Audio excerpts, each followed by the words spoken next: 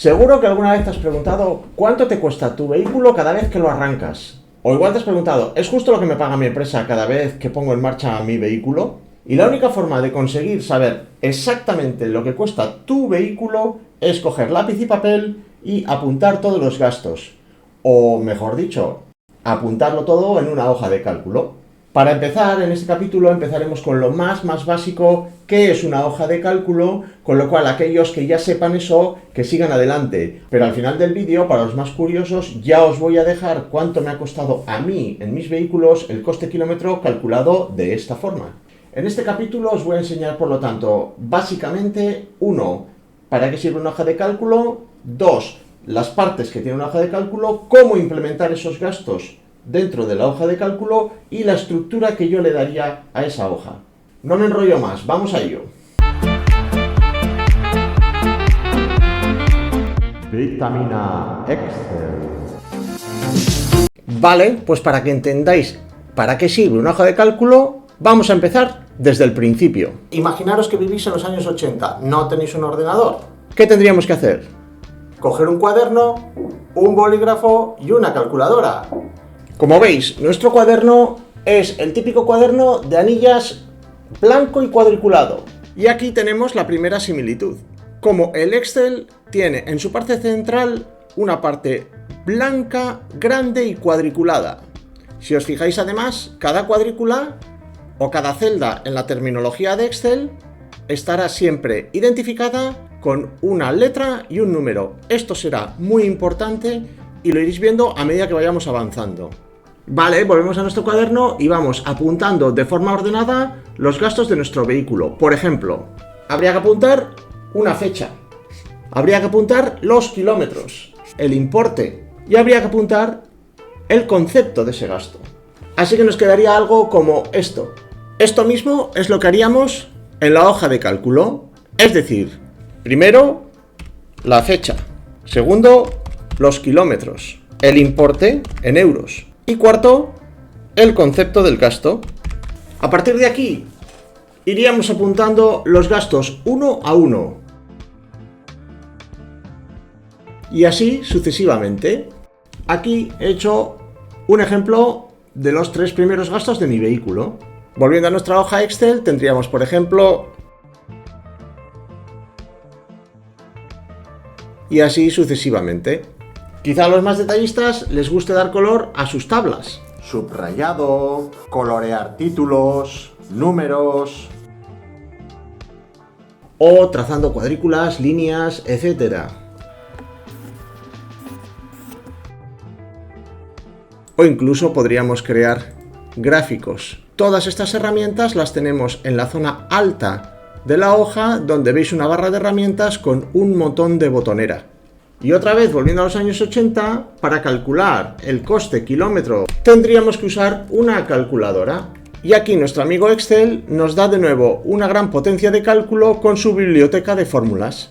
Por último, y siguiendo con el símil de nuestro cuaderno además tiene un montón de hojas, que de nuevo en el símil de nuestra hoja de cálculo las vamos a poder hacer en esta parte de abajo. Como veis, podríamos insertar una nueva y otra nueva, y así sucesivamente iríamos creando varias hojas.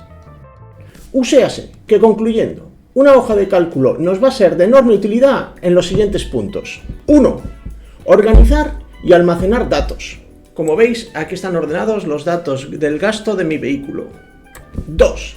Potente herramienta para hacer cálculos con todos esos datos. Para ello tenemos un apartado expreso con una biblioteca inmensa de fórmulas. 3. Análisis de resultados de todos esos datos manejados.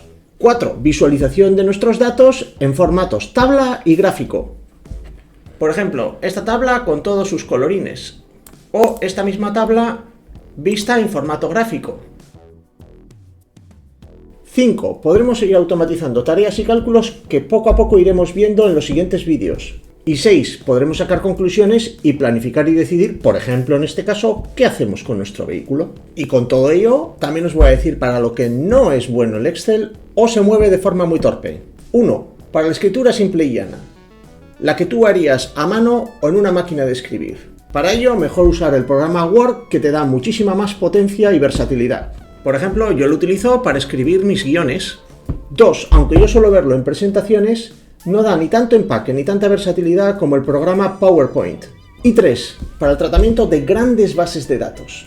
El Excel a nivel doméstico o mediano se mueve bastante bien en el procesamiento y gestión de bases de datos, pero cuando nos movemos a nivel de bases de datos de grandes empresas o grandes organizaciones, es mejor utilizar otro tipo de procesadores de bases de datos muchísimo más potentes. Bueno, y con todo lo que hemos aprendido, ya solo me queda un último tema para este capítulo, y es cómo estructuramos nuestra tabla de forma ya más concreta. La forma inicial que os he sugerido puede ser bastante válida, es decir, fecha, kilómetro, importe y concepto de gasto, y de ahí, de forma secuencial, cronológica, vamos apuntando todos nuestros gastos. Ya veréis más adelante que yo personalmente utilizo un formato algo diferente porque expando hacia la derecha los conceptos de gasto más recurrentes, pero esto tiene que ver más con la forma que a mí personalmente me gusta ver los datos y cada uno tendrá que elegir la forma en que quiera articularlos siempre y cuando siga estas normas. 1. La tabla tiene que tener una cierta homogeneidad y coherencia. No vale mezclar conceptos kilómetros con fechas, fechas con importes. Por ejemplo, esta forma de articular los datos no nos daría buen resultado. Está todo mezclado, los datos son textos. Esto casi sería una descripción que podríais hacer en Word, pero no nos serviría para nada para procesar luego estos datos. Una forma correcta de ponerlo es como ya hemos explicado. En un lado fecha, en otro kilómetro, importe y concepto de gasto. Y esto de forma ordenada. 2. Los datos tienen que ser consistentes. Os voy a poner un ejemplo.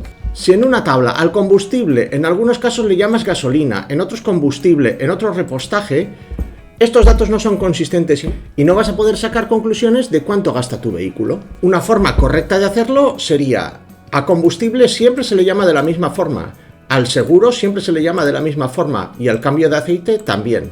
De esta forma podrás clasificar todos los conceptos y sumarlos para sacar conclusiones. 3. Diferencia siempre lo que es una tabla base de una tabla que quieras presentar en bonito y demás. ¿Qué quiero decir con esto? Que si yo en mi tabla base empiezo a meter saltos cada vez que hay un cambio, por ejemplo, de concepto, cuando esto yo lo quiera procesar voy a tener grandes problemas por tener esos saltos. Por lo tanto, la forma correcta de hacerlo siempre es una tabla cuadriculada y ordenada. De esta tabla base es de donde luego podremos hacer tablas como esta, que ya tiene una clasificación con distintos saltos y un formato específico. Por lo tanto, en resumen, siguiendo todas estas pautas, puede ser muy válida la tabla que os estoy presentando en pantalla o cualquier otra. Como ya os he dicho, yo seguiré un formato algo diferente, pero estoy seguro que a vosotros y vosotras se os ocurren otras formas de hacerlo y estoy encantado de recibir sugerencias. Bueno, y llegamos al final de este vídeo y como lo prometido es deuda, os voy a enseñar ahora mismo cuánto ha sido el coste por kilómetro de mis 3 últimos automóviles. En este cuadro veis el resumen de las tablas de gastos que yo tengo creadas en mi hoja de cálculo personalizada de acuerdo a las recomendaciones que os he explicado hace unos minutos. Vais a ver la utilidad que nos da una hoja de cálculo y la cantidad de conclusiones que podemos llegar a sacar. Para que entendáis un poco esta tabla, os cuento. La primera tabla tiene que ver con el coste por kilómetro, que os servirá para ver si es justo lo que os paga vuestra empresa coste kilómetro. Sin embargo, la segunda tabla es el coste por cada 1000 kilómetros. ¿Por qué cada 1000 kilómetros? Porque yo personalmente más o menos hago unos 1000 kilómetros al mes, con lo cual esto nos da el coste por mes. Y esto nos va a ayudar a compararnos con el coste mensual que supondría hacer un renting de automóvil. La columna final nos da el coste total por kilómetro, incluido mantenimiento, amortización del vehículo y combustible. Este es el concepto que nos serviría sobre todo para ver una comparativa con el coste mensual de un renting de vehículo. Por otro lado, en la columna G os pongo el coste por kilómetro de mantenimiento y combustible, quitando la amortización del vehículo. Este nos puede valer sobre todo para hacer la comparativa contra el coste kilómetro que nos paga nuestra empresa, aunque personalmente yo creo que la empresa debería de retribuir al menos una parte de la amortización del vehículo también. ¿Qué opináis vosotros? Por último, comparando los 3 vehículos, si os fijáis, el coste menor es el del Mazda 3, que tiene sentido porque es el que menor valor tiene y el de menor consumo de combustible. El más caro en este caso es el BMW, por 2 razones sobre todo. Primero, porque es el de mayor coste y segundo, porque en la parte de mantenimiento, si os fijáis, tiene mayor coste porque dio algunos problemillas. Bueno, Bueno, pues hasta aquí una breve reflexión sobre el coste kilómetro de mis automóviles. Si os fijáis, la cantidad de conclusiones que se pueden sacar son infinitas. Por terminar, os dejo un pequeño avance de una hoja de cálculo totalmente terminada y de cómo yo calcularía ese coste por kilómetro. Lo que voy a hacer ahora lo voy a hacer de forma muy rápida, pero en vídeos posteriores iremos pasito a paso aprendiendo todo esto. En este caso me cojo solo el coste total de todos los conceptos y me cojo los gastos hasta febrero del 2022. La forma de calcular el coste kilómetro sería hacer la división entre el total del gasto y los kilómetros recorridos. El total del gasto lo sacaríamos con la función suma, primero con gasolina y al lado sin gasolina. Los kilómetros recorridos serían una simple resta de los kilómetros que tiene actualmente y los que tenía al comienzo de su vida. Y finalmente calcularíamos el coste por kilómetro como una simple división. Y de esta forma tendríamos el coste por kilómetro sin gasolina y con gasolina incluida. Vale, y hasta aquí mi pequeña píldora de vitamina Excel. El resto os toca a vosotros y vosotras con una buena dieta y mucho ejercicio. Os dejo abajo mi contacto de email por si acaso tenéis alguna duda y también os explico cómo podéis conseguir esta hoja de cálculo completa. ¡Hasta pronto!